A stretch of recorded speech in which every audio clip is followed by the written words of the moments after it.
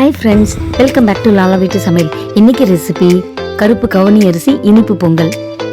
கவுனி அரிசி சொல்லவே வேணாங்க, ரொம்ப ரொம்ப ஹெல்த்தியானது. நிறைய வீடியோவில் நான் சொல்லியிருக்கிறேன். டேஸ்ட்டு சொல்லவே வேணாம், அவ்வளோ டேஸ்ட்டாக இருக்கும். இந்த பொங்கலுக்கு கண்டிப்பாக ட்ரை பண்ணி பாருங்கள். வாங்க வீடியோக்குள்ளே போகலாம். அதுக்கு ஒரு பவுலில் ஒரு டம்ளர், அதாவது 200 கிராம்ஸ் கருப்பு கவுனி அரிசி எடுத்துக்கலாங்க. இது ஒரு முறை அலசிட்டு 2-3 முறை அலசிடலாங்க. அலசி எடுத்துகிட்டு வந்துடுறேன். இப்போ நல்ல தண்ணியில் நல்லா ஊறிட்டோம். Over night ஊறினங்க. அப்போ தான் இது நல்லா வேகும். அப்படின்னா அவ்வளோ ரொம்ப டைம் எடுக்கும் வேகிறதுக்கு. அதே டம்ளர் 1/4 டம்ளர், ஒரு டம்ளர் கவுனி அரிசினா 1/4 டம்ளர் பாசிப்பருப்பு எடுத்துக்கலாங்க. இது காலையில் ஒரு 1/2 hour ஊறினா போதும். நல்ல தண்ணி போட்டு ஒரு 1/2 hour ஊற வச்சிடலாங்க. இப்போ பாருங்கள், ஓவர் நைட் ஊறியாச்சு.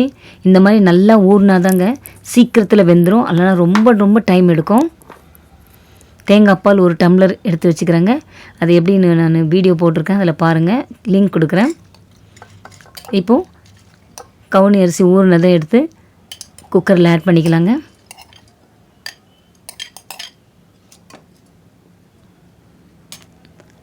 அடுத்து பருப்பு எடுத்துக்கலாங்க. சிறு பருப்பு ஒரு 1/2 hour தான் ஊற வச்சேன். காலையில் ஊறினா போதும். இது இப்போது 5 டம்ளர் தண்ணி ஆட் பண்ணிக்கலாங்க. 1 டம்ளர் தேங்காய் பால், 3 டம்ளர் தண்ணி ஆட் பண்ணிக்கலாம். 1 டம்ளர் கருப்பு கவுனி அரிசி ஊற வச்சு தண்ணி எடுத்துக்கலாம். பாருங்கள், 3 டம்ளர் தண்ணி ஆட் பண்ணிட்டு சால்ட் கொஞ்சம் ஆட் பண்ணிக்கோங்க நடுவில். இப்போது கவுனி அரிசி 1 டம்ளர். ஸோ 5 டம்ளர் நல்லா குழைய வெந்துடும். 8 விசில் வைக்கணுங்க. இந்த குக்கரில் ஃபுல்லாகிடுச்சிங்க. இப்போ பெரிய குக்கரில் மாற்றிடலாம்.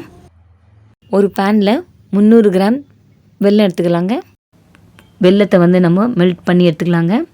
பாகு காய்ச்சிக்கலாம். இது பாகு வெல்லம்னு கேட்டு வாங்குங்க. இது கவுனி அரிசி ஊற வச்சதே நான் ஆட் பண்ணிட்டேன்.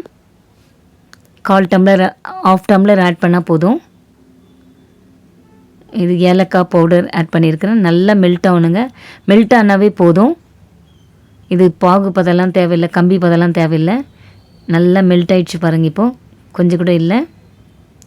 இப்போ ஸ்டாப் பண்ணிடலாம். அடுத்து கீ ஆட் பண்ணிவிட்டு முந்திரி பருப்பும் திராட்சையும் நம்ம நல்லா ஃப்ரை பண்ணிக்கலாம்.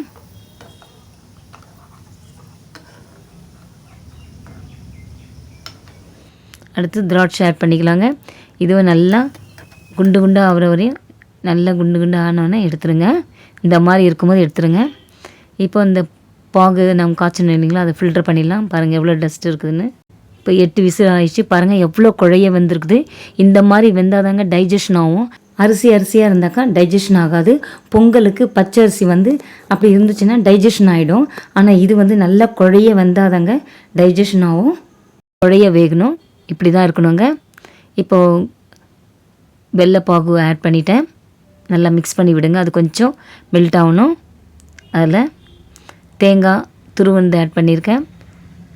ஃப்ரை பண்ண திராட்சை முந்திரி ஆட் பண்ணிட்டு நல்லா மிக்ஸ் பண்ணி கொஞ்ச நேரம் ஸ்டவ்வில் இருக்கட்டுங்க.